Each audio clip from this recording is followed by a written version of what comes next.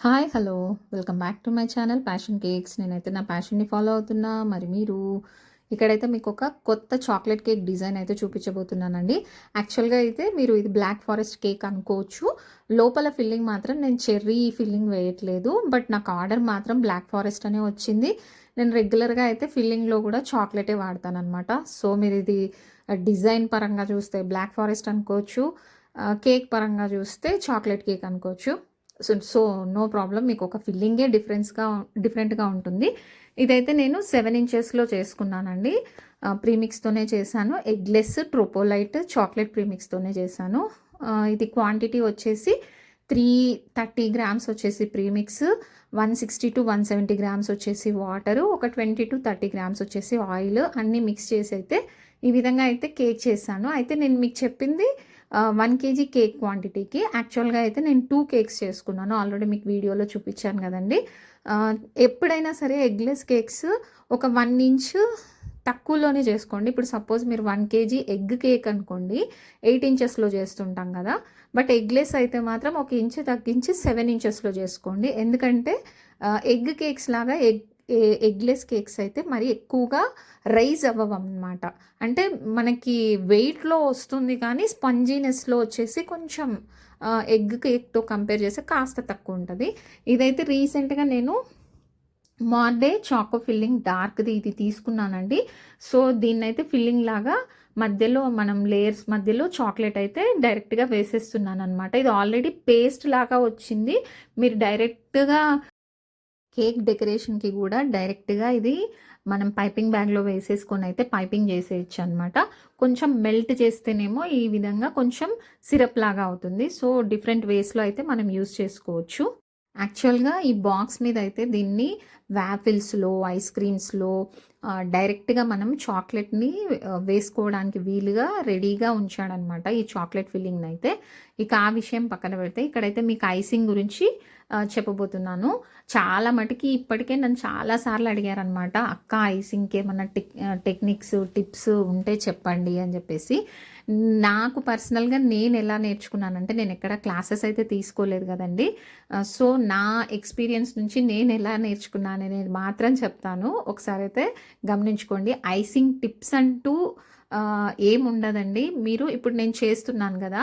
చేసేది చూసి గమనించి ప్రాక్టీస్ చేస్తే మాత్రం డెఫినెట్‌గా మీకు షార్ప్ ఎడ్జెస్ అవ్వనివ్వండి, ఈ విధంగా నీట్ ఫినిషింగ్ అవ్వనివ్వండి, మీకైతే ప్రాక్టీస్ మీద వస్తుందండి. నేను ఎంత చెప్పినా కూడా, మీకు ఎన్ని టిప్స్ చెప్పినా కూడా ప్రాక్టీస్ మీదే వస్తుంది. ఇంకొకటి ఏంటంటే ఇప్పుడు నేను చేసేది స్కేల్‌తో చేస్తున్నాను. ఒకరొకరికి ఒక చేతివాటం ఉంటది. అంటే కొంతమందికి స్క్రాపర్‌తో ఈజీగా ఉంటది. కొంతమందికి ట్రాన్స్‌పరెంట్ ఓహెచ్‌పి షీట్ టైప్ వాటితో ఈజీగా ఉంటది. సో ఎవరికి ఏది హ్యాండీగా ఉంటే అది వాడతారు కాబట్టి పర్టికులర్‌గా ఇలాగే అని చెప్పడానికి లేదనమాట. సో నాకు అర్థమైంది ఏంటి అంటే ఫినిషింగ్ కోసం మీరు మంచిగా ప్రాక్టీస్ చేయడంలోనే మీకైతే ఇంప్రూవ్‌మెంట్ కనిపిస్తుంది తప్పితే ఎన్ని టిప్స్ చెప్పినా కూడా ఫినిషింగ్ అనేది మీ చేతుల్లోనే ఉందనమాట. సో బెటర్ మీరు డమ్మీస్ మీద కానీ రెగ్యులర్‌గా మీరు ప్రాక్టీస్ చేస్తుంటే మాత్రం డెఫినెట్‌గా మీకైతే ఫినిషింగ్ అనేది నీట్‌గా వచ్చేస్తుందనమాట.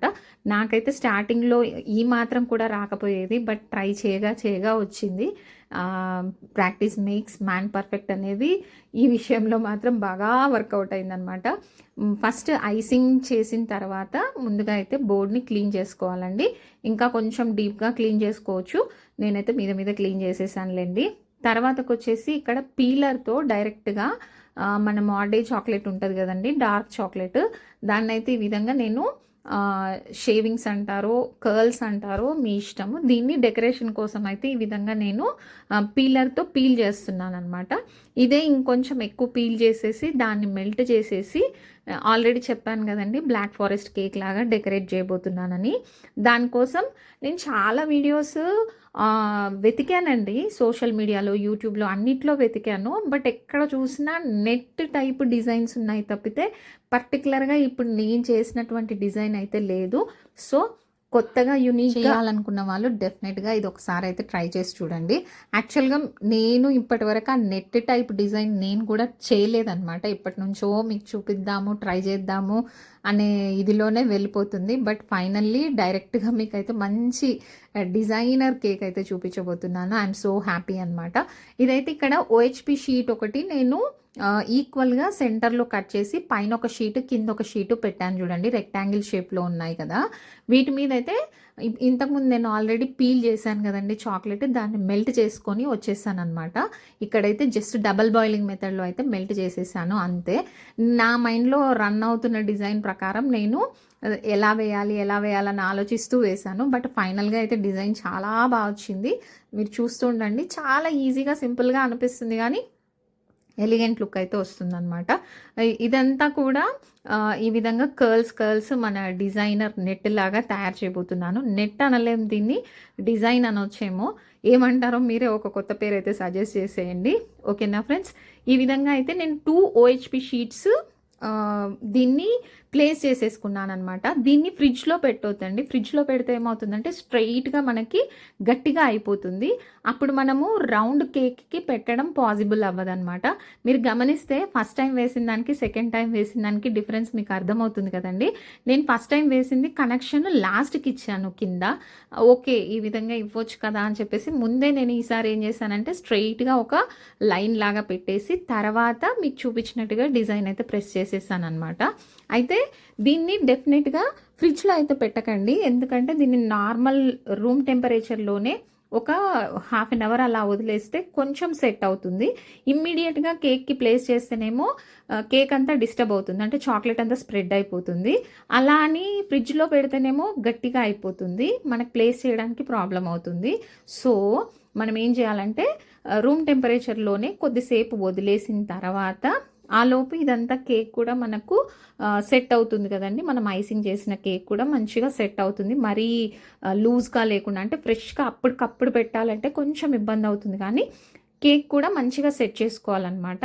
ఈ విధంగా మనం ముందు చాక్లెట్ పీల్ చేసి పెట్టాం కదండి, దాన్ని తర్వాత సింపుల్ డెకరేషన్ అయితే చేయబోతున్నాను అనమాట. అయితే దీన్ని ఆల్రెడీ బయట పెట్టి సెట్ చేశాను కదండి. దీన్ని ముందు కేక్కి పెట్టిన తర్వాత కూడా ఇమ్మీడియట్గా మనమైతే పీల్ ఆఫ్ చేయొద్దు, అంటే ఓహెచ్పి షీట్ని వెంటనే రిమూవ్ చేయొద్దు. ఇప్పుడు అంటే ఓహెచ్పి షీట్తో పాటు పెట్టిన తర్వాత ఫ్రిడ్జ్లో ఒక 10 మినిట్స్ పెట్టిన తర్వాత అప్పుడు ఓహెచ్పి షీట్ అనేది రిమూవ్ చేయాలి.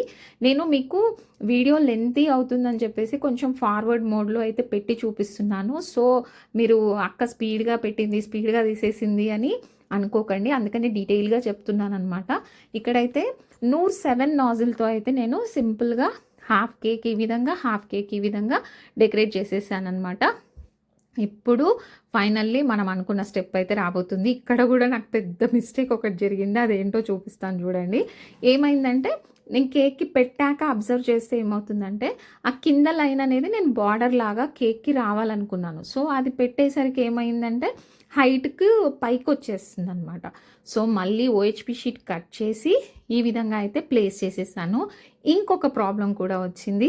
ఏంటి అంటే మీరు ముందే మెషర్ చేసేసుకోండి ఓహెచ్పి షీట్ అయితే. నేను మెషర్ చేయలేదన్నమాట. సో సరిపోతుందిలే అనుకున్నాను జస్ట్ ఒక ఐడియాతోన. బట్ తీరా చూస్తే ఇది చూసారా, ఇక్కడ గ్యాప్ వచ్చేసింది అనమాట.